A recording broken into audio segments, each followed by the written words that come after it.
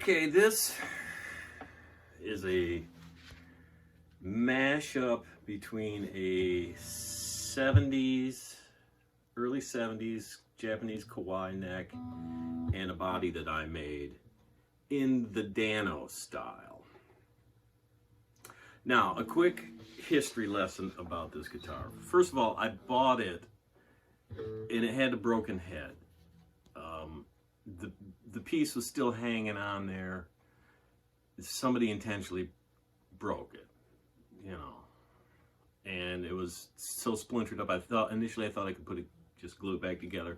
It wouldn't work, so I rebuilt that head with a piece of Doug fir, and it's doweled in there. It's never going to come off. It allowed me to change the spacing of these tuners so that I can put your standard Strat type tuners on there, which fit better than the originals would have. The neck itself is made out of Philippine mahogany, and it was covered with that glossy polyester stuff. I took all that off. Now it has a really nice satiny Danish oil finish on it. And it's also it's the same wood on the fretboard, is more the Philippine mahogany. Marathi is what it really is. And now it's got brand new frets, and it's perfect shape. The thing about these, another history lesson. The Japanese guitar boom, gold rush, peaked about 1965. This is all about the Beatles. The Beatles come in. Everybody wants to be an electric guitarist. No more of that folky stuff. The Japanese started pumping things out. At their peak, they made something like 750,000 Japanese guitars in like 1965. It quickly tapered. By 1967, 68, Tysco saw the writing on the wall and sold out to Kawai. Other smaller companies went bankrupt.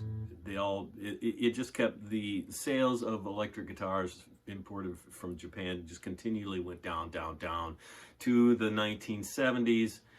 And then it really just, the original designs of the quirky, oddball Japanese guitars that we all love, they started to disappear in favor of copies of Fenders and Gibsons, and that's when you had your lawsuit era, starting in the early 70s. Well, during that flip-flop, around 1970, 71, 72, they kept making original designs, but they kept cheaping out on everything. And so when I bought this guitar, I liked the shape of the body and everything, and I figured I could fix the neck. The necks are they always made good necks. That's never a problem with Japanese guitar. Well, rarely. It's rarely a problem when they have bad necks. But I wanted that quirky body shape. And when I got it, I realized it was basically a toy. They got so they just cheaped out as much as they possibly could and thought they'd save a couple pennies by making the body smaller and smaller. The necks was the same.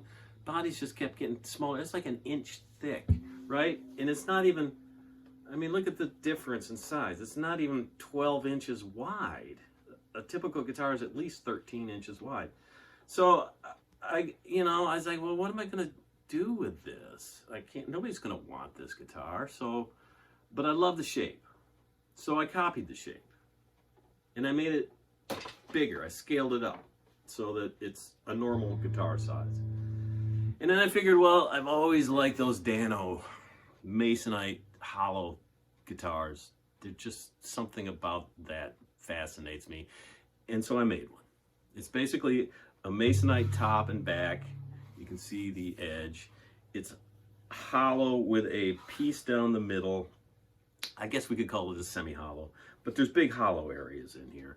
And then I even redesigned or copied a Dano type floating bridge.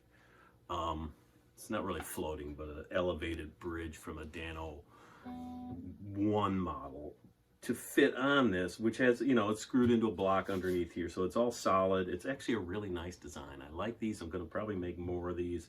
I'm definitely going to be making more bodies like this. Maybe not with the Masonite, although there's not a problem with the Masonite. The Masonite's really actually nice material for this.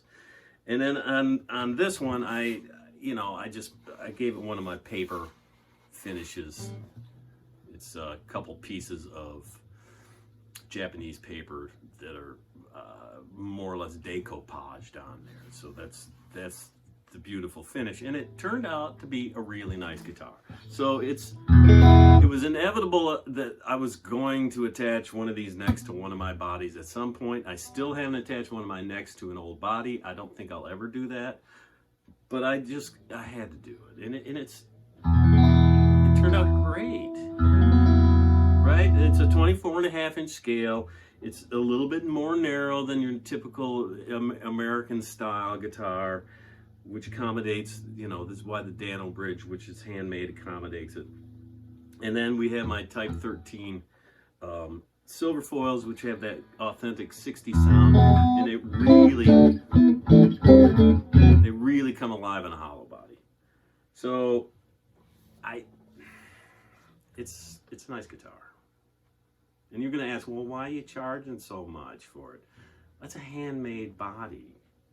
There's a lot of work on these things. I'm not going to give them away, okay? It's worth everything that I'm asking and more. It's a beautifully set up, ready to play, excellent sounding, fun, and good looking guitar. It's a mashup. Man.